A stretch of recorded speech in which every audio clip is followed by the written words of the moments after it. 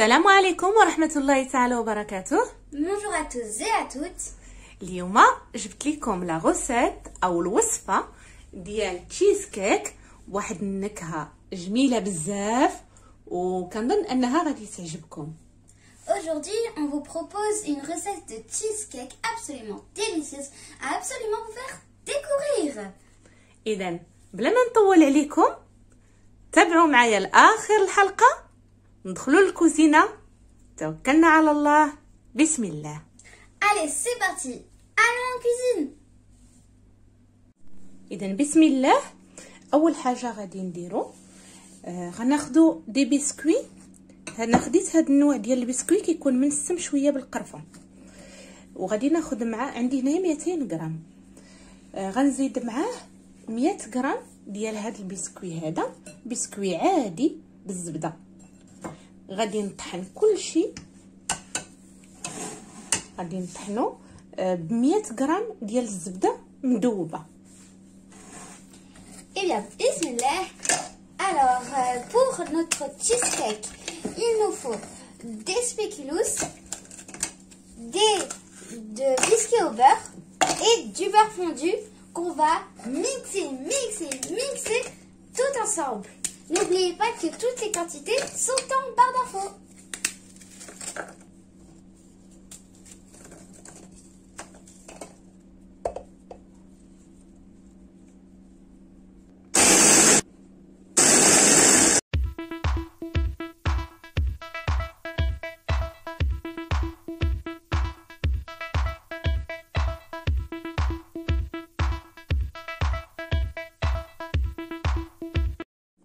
اذا دابا من بعد ما طحنا مزيان لي بسكوي ديالنا، غادي نعملهم في هذا المول هذا وغنثبتو مزيان في المول.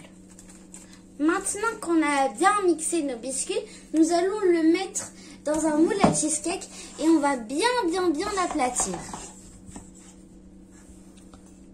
غادي ناخذ من الاحسن معلقه هي اللي غادي نثبت بها لي بسكوي ديالي.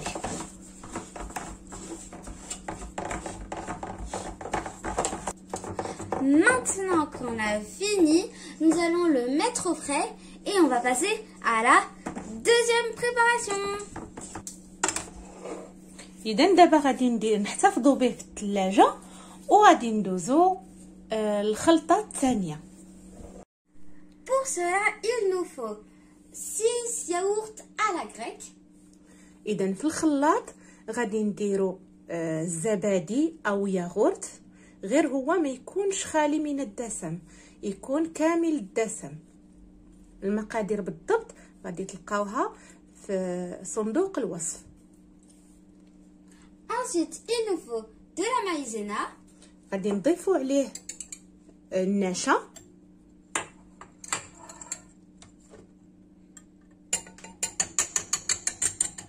تقريبا هنا عندي 60 غرام. De la verveine. اللويزه، بالنسبه للناس اللي ما تعرفوش شنو هي اللويزه غادي نوريها لكم اوراق. اذا هذه هي اللويزه، اللي ما عندوش او اللي ما عرفهاش يقدر يستغنى عليها، يعوضها غير بالحامض او الفاني او اي نكهه بغيتوها نتوما. Ensuite, il nous faut de la gomme arabique. اذا غادي نضيفوا على هذا الخليط ديالنا المسكه الحره. Et pour finir, 4 و4 ديال البيضات.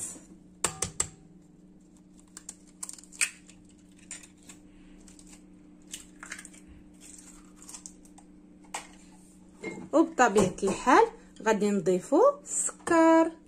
Ah mince, j'avais oublié. À la fin, il nous faut du sucre. عندي هنايا 180 غرام، وبالنسبه للسكر تيبقى على ذوق اي واحد، تقدروا تزيدوا تقدروا تنقصوا. وغادي نضيف واحد شي شويه ديال قشور الحامض، كيعطي واحد النكهه لذيذه بزاف.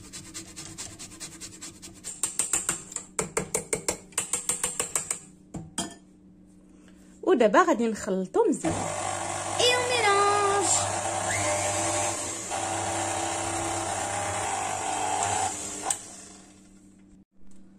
On va maintenant maintenant déposer notre préparation de yaourt sur notre lit de petits biscuits et nous allons enfourner notre gâteau à 160 degrés pendant 1 heure.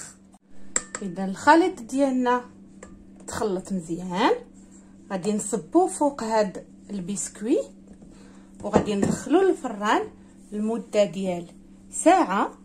الفران يكون الحرارة ديالو متوسطة 160 درجة، ونتلاقاو من بعد ان شاء الله. ودابا غادي نحضر معكم واحد الصلصة ديال التوت. تقدروا تعوضوه نوع من التوت، تقدروا تعوضوه بالفراولة لي فريز. درت هنايا 150 غرام ديال لي فرومبواز وزدت عليهم 70 غرام ديال السكر سنيده. من بعد غادي نضيف عليهم اوراق اللويزه وغادي نطبخهم حتى يوليو ليا صلصه.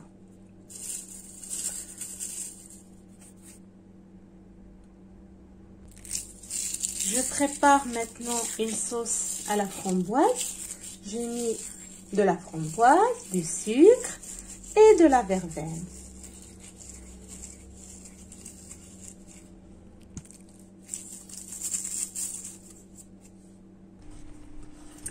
On laisse cuire à feu doux et on se retrouve après la cuisson du cheesecake. اذا التشيز خرجته من الفران، غادي نتسنى عليه حتى يبرد تماما. عاد غادي نقوم بالتزيين ديالو بلا صوص ديال الفاكهه الحمراء اللي درت معكم قبيله. Notre cheesecake est prêt. On va le laisser complètement refroidir avant de le décorer. من بعد ما تسنينا على التشيز ديالنا حتى برد مزيان، كنزولوه من القالب هكا بنتي، وغادي نحاولوا نزينوه بالصلصه اللي استعملت معكم حتى هي بردات مزيان. تقدروا تعوضوها بمربى ديال الفراوله او اي حاجه بغيتوها متوفره عندكم. هانتوما كي كتشوفوا كيتزول بسهوله، ما كيلصقش نهائيا.